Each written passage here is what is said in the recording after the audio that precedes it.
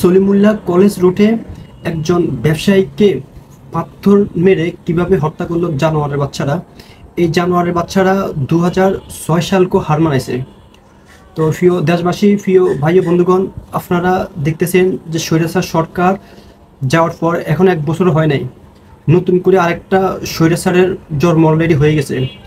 তো যে স্বৈরাচার দীর্ঘ 16 বছরে তিলে তিলে যা করছে, আর আরেকটা স্বৈরাচার তা 1 বছরও হয় নাই, তার 70% কাজ অলরেডি করে ফেলছে। সারা বাংলাদেশে তারা ব্যবসায়ীদেরকে যে ধরনের টর্চার করতেছে, নির্যাতন করতেছে, চাঁদাবাজি, কত ব্যবসায়ীকে তারা হত্যা করে ফেলছে। আপনারা প্রত্যেকটা নিউজে, চ্যানেলে, মিডিয়াতে আপনারা এগুলো দেখতেছেন। আজকের যে দৃশ্যটি আমার এই ভিডিওতে শো করতেছে, দেখুন একজন ব্যবসায়ীকে কিভাবে পাথর মেরে তাকে মেরে ফেলা হয়েছে। ইন্না লিল্লাহি ওয়া ইন্না ইলাইহি রাজিউন। আসলে দেখে আশ্চর্য হয়েছে যে কি মানুষ একটা নতুন বাংলাদেশ শান্তির জন্য চেয়েছিল, কিন্তু এই জানোয়ারের বাচ্চারা দিন দিন যে হারে মানুষের উপর জুলুম অত্যাচার নির্যাতন করতেছে।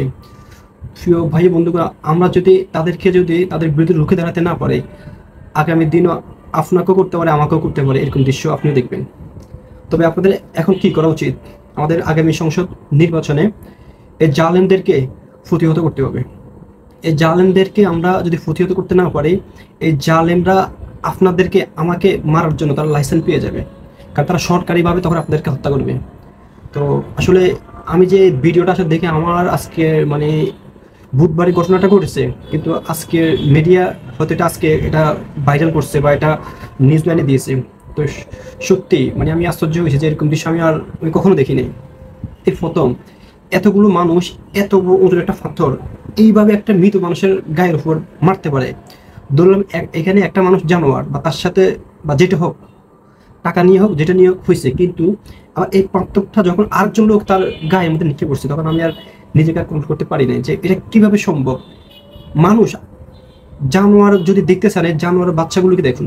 এই জানোয়ারের বাচ্চাদেরকে যদি, যারা এই ভিডিও ফুটেজে দেখতেছেন, তাদের প্রত্যেকটাকে যদি বাইতুল মুকাররম মসজিদের সামনে যদি তাদেরকে পাশে দিয়ে না মারা হয়, তাহলে এই জানোয়াররা আমাকে, আপনাকে, সাধারণ মানুষকে এভাবে তারা মেরে ফেলবে, কেউ বিচার করবে না। আমাদেরকে এই মুহূর্তে উচিত এই জালেমদেরকে যদি বা শাস্তি করতে না পারে, সামনের দিনগুলো আরো ভয়ানক আপনারা দেখবেন এদের। এখন আমাদের উচিত হবে সংবিধানকে, আল্লাহর কোরআনকে নিতে হবে, যে আল্লাহর কোরআনের আইন অনুযায়ী একজন মানুষকে হত্যা করলে তার হত্যার রায় কি হবে, ঠিক আছে? এই যে আজকের কোরআনের আইন যদি থাকতো যে 15-16 জন ভিডিও দেখতেছে, তাদেরকে এই 16 জনকে হত্যা করা হতো, খুনের বদলে খুন। যদি আমরা এই আইন চালু করতে পারি, আশা করি সারা বাংলাদেশে এরকম কাজ আর কেউ করার সাহস পাবে না, সাহস পাবেও না, আমি এটা বিশ্বাস করি। কিন্তু আমরা কার আইনে চলি? আমরা ইংরেজদের, যারা আমাদেরকে শোষণ শাসন সব করে গেছে, আমরা তাদের আইনে চলতেছি, যার কারণে এদেশের মানুষ ভয় পায় না। অন্যায়কে তারা মানে ইসলামের পরিভাষায় ফরজ মনে করে, এটাকে যে গুনাহ তারা এটা মনে করতেছে না। তো আমাদের উচিত এই জানোয়ারদের বিরুদ্ধে রুখে দাঁড়াবার সময় এসেছে।